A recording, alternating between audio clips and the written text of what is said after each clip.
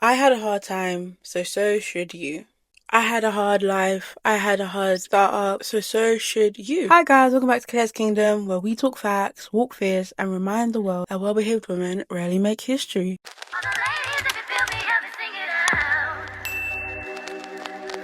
So I'm sure we've all, in a way, experienced this kind of energy, or maybe we've seen it in someone else's life, maybe we've seen it in TV, in history, where you've decided to take your life into your own hands. Maybe you're proactive at a younger age. Maybe you take better care of yourself, you're making money, or you're on your way to making money, you're building a family, you're building the life of your dreams. And then you may have people that went before you, whether that's elder relatives, parents, peers, whomever, feel slighted by your success or feel slighted by your progress because they feel that you are doing more than they were at your age, or maybe they feel like you've been given better opportunities, especially coming from a background where things maybe they were dysfunctional. Maybe they feel like maybe they just see themselves in you and have regrets. I know I've seen, like, on TikTok and even around social media, I've seen like the older generations of men, especially women, talk about how they may have rushed into being married or rushed into having kids or whatever the case may be, and even like advising younger women to take their time when it comes to choosing relationships, partners, or even having kids. So sometimes that can breed resentment. Sometimes, I'm sure that I think it was the show The Game.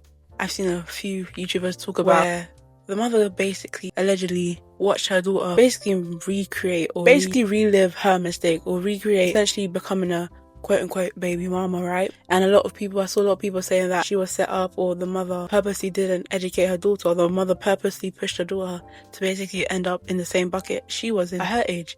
And the reason why this is such an important thing to talk about is because sometimes this could be from people that you would expect want the best for you, or want, better for you. But sometimes the human ego, human nature, we tend to try to even the skills. We talk about the crab bucket mentality, especially in certain communities. It's very prevalent, where it's like when you start making it to the top, it's like everyone's rooting for you, everyone's praying for you, everybody's hoping you make out your situation. But as soon as you actually get it out, you lose the weight, you buy the house, you get the job, you make more money, all of a sudden it's crickets, and all of a sudden people think that you think you're better than them, or they're trying to get you back to their level. They say things, neg you, you're not, you think you're all that, or you've changed. Maybe they think you don't deserve what you have. And I've experienced this in so many instances where it's like, even the people that saw me in my darkest and lowest of seasons, people that will see you, like, this is a very common thing, people that have watched you pick yourself up from the gutter will be the same people to turn around and say you don't deserve your breakthroughs and abundance when they come. And it's a harsh truth. It's kind of like that saying where it's like, people want you to do better but not better than them. So I had a hard time,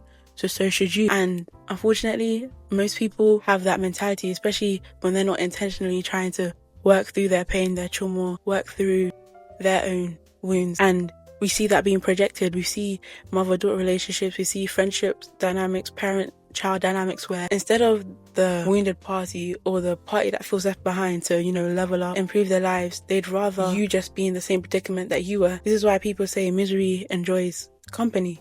People want to be sad, people want to have victim mentality, but they don't want to do it alone. They want you to join them. Some people, and I'm sure you guys have come across them, are in perpetual victim modes, like perpetual victims, as in you can give them solutions, or maybe those people that have the same problem every single time.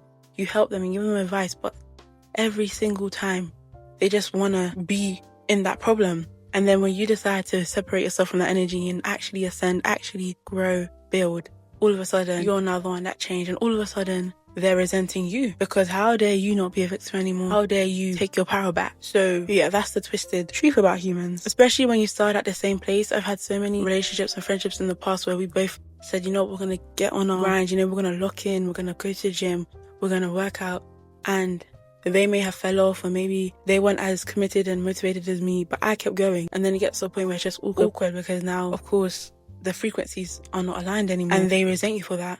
And at that point, you just have to separate yourself and find a new tribe, especially when you come to a place now defying odds, defying boxes, especially being a powerful woman of color, being a woman in this society that tells you can't be too big, that you can't be too much, you can't be too confident, you can't be too pretty, you can't be too smart. Being someone that's willingly and intentionally going against those grains, you're going to trigger people, especially people in the past, women in the past that may have tolerated certain behaviors. I love the new wave of women that are coming up that were no longer tolerating BS in relationships, were no longer tolerating abuse, because that's a lot of things that have been in the past just accepted as normal. And now the women are standing up. Now you as a woman, you may be the first woman in your family to say no to abuse. Maybe you're the first one to walk away from toxic relationships. Maybe you're the first one to put your foot down, the first one to set boundaries. And people are going to naturally resent you for that, because it's like, why did they have to go through that? Why did they have to tolerate an abusive man? Why did they have to tolerate being a mother at such a young age? Why did they have to tolerate being, negged, overlooked, but you don't? And of course, we can feel empathy for these people and women, whatever the case may be, but you have to make sure you don't get trapped in and don't have, I don't know if the word is survivor's guilt, but it's very easy for you to be sucked into that. Oh, but she went through it, so maybe I should come back down to that level. But don't do that. Thank God and stay bold, stay audacious. I'm going to put that on a t-shirt. Stay bold and stay audacious. And this is how we progress as women. Not allowing things that were maybe tolerated in the past, tolerated for generations, tolerated in the bloodline, tolerated in your environment. Not allowing them to take precedent, not allowing them to hold us back, and to just keep going, keep pushing. Because yes, our ancestors of the past, maybe our older relatives, older women in our lives, older people in our lives may have had to endure a certain struggle or lifestyle, but we don't have to carry that torch. 2026 and beyond is all about healing those wounds. It's all about doing better, wanting better, so even the generations that come after us can have positive things to pass on and positive things to look up to. And if you find that you're that person that may feel resentment for people that may have had it easier than you, that's okay as well, but you just have to work on that part of you that feels that way. And I saw this thing that said to work on yourself, this quote that said, work on yourself so fiercely, love yourself so fiercely that you don't even have time to critique others. You don't even have time to resent others or to think something's not fair. Because I know in my life I've faced countless of injustices, countless of times where I was cheated, treated unfairly, or maybe others got better opportunities for whatever reason, but it didn't stop me, and it shouldn't stop you. Yes, you can feel the emotions, feel the pain, but just keep going. No matter how old you are, it's never too late to start your life. And